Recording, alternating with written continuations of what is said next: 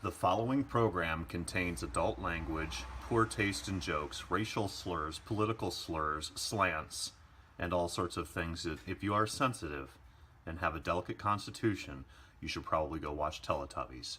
You were warned.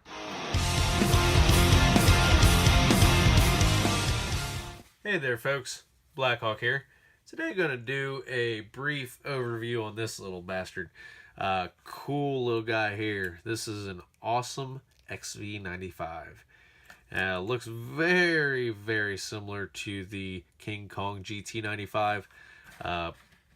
Pretty much identical in my opinion, but some much needed improvements on this model over the King Kong. And we'll go over the positives first. This is running a Omnibus F3 as opposed to, I believe, the King Kong is running an SP Racing. No OSD on the King Kong, Betaflight OSD on here. Very nice. Another nice little perk on this model is you have beeper pads. The King Kong model does not have beeper pads on the board itself for a low voltage battery beeper. This model does. Very cool. So some nice and, like I said, much needed improvements over the previous model. This is running 10 amp ESC, D-Shot ready, 1103 7500 kV motors. Comes with all your normal knickknacks, your extra body, prop guards, some props, 25C 500 2S LiPo. Yeah, pretty neat little package there, especially for the price. I mean, you're looking 125 bucks, something right around there, and you get this little guy as is. It's a plug and play, at least this model was, so you know, obviously plug and play, you're going to need to put in your own receiver for the transmitter, but other than that, it's pretty much ready to go. I did actually pair it and turn it on immediately with my AT9, and everything matched up perfectly. All my switches, modes, arm, everything. I mean, it turned right on. Everything acted the way it was supposed to. Except for failsafe. I don't know if this is just in mine, but failsafe was not enabled. So I flew it around in the garage a little bit, played with it and all that. Wasn't thinking a whole lot about it. Dumb move, turned the receiver or the transmitter off, and this little fucker went haywire in my hand. So obviously unplugged the battery, plugged it into Betaflight, updated to 3.2, all that yada yada, and you know, engaged obviously failsafe, stage 2 and all that crap. So it is running that now. However, and this could be because I was you know, a little tired at the time. It was late as hell, but I cannot or could not, I haven't addressed it since that night, but get the props to not engage in air mode when it goes into failsafe. It does fall out of the sky. It does stop the props from spinning and going crazy and flying away and all that crap, but they still spin. There's still an air mode. It gracefully falls out of the sky. So I've tried, well, that night I tried quite a few different combinations and couldn't get that to go away. Like I said, I haven't addressed it a whole lot again. It wasn't a huge issue to me. The biggest thing is I just want this bastard to fall if I lose signal. So, and I have confirmed that that does work. So that being said, again, I'm not sure if that's just my model, what's going on with it, but pretty minor. I mean, as long as it falls out of the sky, even if those things are spinning, you know, there's worst case scenarios. One other downfall to this is, as you can see, I've added my dual lock and my double-sided tape there, but the big ass opening on the bottom of this bastard, and it comes with, I don't even know if I still have them, fucking rubber bands that you put in there, and it's all open, and you slide it in, and the battery falls out, the rubber band wants to fall off. It's just not, to me, an economical design. It's kind of proprietary, and I'm not a huge fan of it. I would much rather see, there's plenty of space underneath of the stack there. Much rather see a little slot on either side and a actual, you know, battery strap or something going through there. Or even make it, you know, accessible on the bottom, battery strap like you do, you know, a full-size quad. Something like that. Yeah. Like I said, I'm just not a huge fan of the design of the battery holder. I did that.